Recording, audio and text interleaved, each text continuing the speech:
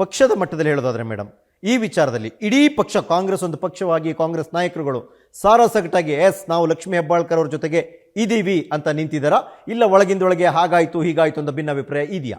ಎಲ್ಲೂ ಇಲ್ಲ. ಇದು ಬರೀ ಕಾಂಗ್ರೆಸ್ ಪಕ್ಷ ಅಷ್ಟೇ ಅಲ್ಲ ರೀ, ಇದನ್ನ ಯಾರು ಒಪ್ಪೋದಿಲ್ಲ. ಬಿಜೆಪಿಯವರೇ 4 ಜನ ಬಂದು ನನಗೆ ಸಾರಿ ಕೇಳಿದಾರೆ ಅಂತ ಹೇಳ್ತಾ ಇದನ್ನಲ್ಲ. ಅದ್ರಲ್ಲೂ ನಾವು ಕಾಂಗ್ರೆಸ್ ಪಕ್ಷದವರು ಎಷ್ಟಿಲ್ಲ ಎಷ್ಟು ಹೃದಯ ಇಟ್ಕೊಂಡಿದ್ದೀವಿ. ತಮ್ಮ ಪರಮೋಚ್ಚ ನಾಯಕ ರಾಹುಲ್ ಗಾಂಧಿ ಅವರ ವಿಚಾರದಲ್ಲಿ ಅವರು ಆಡಿದ ಮಾತಿಗೆ ತಾವು ವಿರೋಧ ವ್ಯಕ್ತಪಡಿಸಿದ್ದಕ್ಕೆ ಇಷ್ಟೆಲ್ಲ ಬೆಳವಣಿಗೆಗಳಾಯಿತು.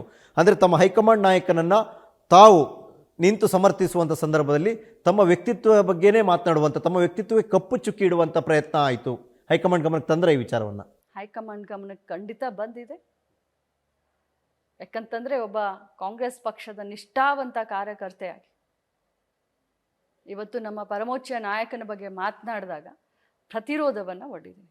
ಮೇಡಮ್, ಕೊನೆಯದಾಗಿ ಈ ಒಂದು ನೋವನ್ನು ಅನುಭವಿಸಿದಂಥ ತಾವು ರಾಜ್ಯದ ಇತರೆ ಹೆಣ್ಣು ಮಕ್ಕಳಿಗೆ ಅಥವಾ ರಾಜ್ಯದ ಬೇರೆ ಯಾರಾದರೂ ನಾಯಕರಿಗೆ ಅಥವಾ ಯಾರಿಗೆ ತಾವು ಅಂತಿಮವಾಗಿ ಏನನ್ನು ಹೇಳಲಿಕ್ಕೆ ಬಯಸ್ತೀರಿ? ನಾನು ರಾಜ್ಯದ ಎಲ್ಲ ಮಹಿಳೆಯರಿಗೆ ಇಷ್ಟೇ ಹೇಳಲಿಕ್ಕೆ ಬಯಸ್ತೇನೆ. ಪುರುಷ ಪ್ರಧಾನವಾದಂಥ ಸಮಾಜ, 5,000 ವರ್ಷ ಇತಿಹಾಸ ನಮ್ಮ ದೇಶಕ್ಕಿದೆ. ಮಹಿಳೆಯನ್ನು ಯಾವತ್ತಿದ್ರೂ ಕೂಡ ಶೋಷಣೆ ಮಾಡಿಕೊಂಡೇ ಇಲ್ಲಿವರೆಗೆ ಬಂದಿದ್ದಾರೆ.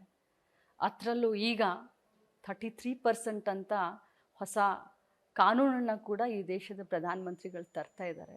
ರಾಜಕಾರಣಕ್ಕೆ ಇವತ್ತು ನಾವು ಬರಲ್ಲ, ಬೇಡ, ಇಂಥ ಮಹಿಳಾ ಮಂತ್ರಿಗೇ ಸದನದಲ್ಲಿ ಅಪಮಾನ ಮಾಡಿದಾರಂತೆ. ತಾವ್ಯಾರೂ ಕೂಡ ವಿಚಲಿತ ಆಗಬೇಡಿ. ನಿಮ್ಮೆಲ್ಲರ ಬೆನ್ನ ಹಿಂದೆ ನಾನು ನಿಂತ್ಕೊಳ್ತೀನಿ. ಧೈರ್ಯವಾಗಿರಿ.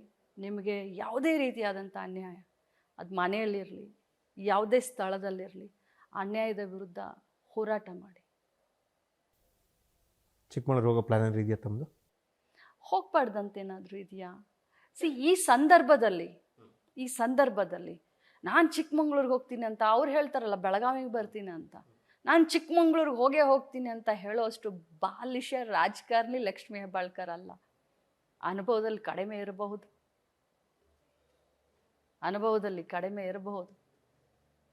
ನಾನು ಅವ್ರ ಥರ ನಾನು ಚಿಕ್ಕಮಂಗ್ಳೂರಿಗೆ ಬರ್ತೀನಿ, ನಾನು ನಿಮ್ಮನ್ನು ನೋಡ್ಕೊಳ್ತೀನಿ ಅಂತ ಹೇಳೋಷ್ಟು ಬಾಲಿಶ ರಾಜಕಾರಣಿ ಅಂತೂ ನಾನಲ್ಲ. ನೋಡ್ಕೊಳಕ್ಕೆ ಹೋಗ್ಬೇಕಾಗಿಲ್ಲ. ಸಮಯ ಪ್ರಜ್ಞೆನೂ ಇದೆ. ಸಮಯ ಬಂದಾಗ ಖಂಡಿತವಾಗ್ಲೂ ಏನೇನಾಗಬೇಕು ಆಗುತ್ತೆ.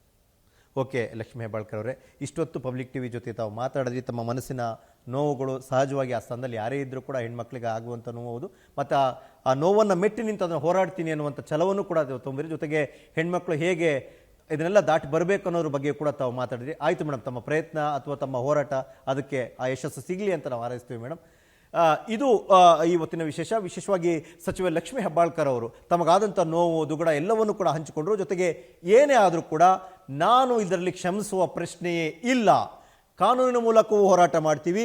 ಜೊತೆಗೆ ಏನು ಧರ್ಮ ದೇವರು ಅನ್ನೋರಿದ್ದಾರೆ, ಅವರು ಬರಲಿ ಧರ್ಮಸ್ಥಳಕ್ಕೆ, ಅಲ್ಲಿ ನೈತಿಕವಾಗಿ ಏನು ಅನ್ನೋದು, ಧರ್ಮ ಯಾವುದು ಅಧರ್ಮ ಯಾವುದು ಅನ್ನೋದು ಗೊತ್ತಾಗ್ಲಿ ಅನ್ನುವಂಥ ಮಾತು ಸಚಿವೆ ಲಕ್ಷ್ಮೀ ಹೆಬ್ಬಾಳ್ಕರ್ ಅವ್ರದ್ದು.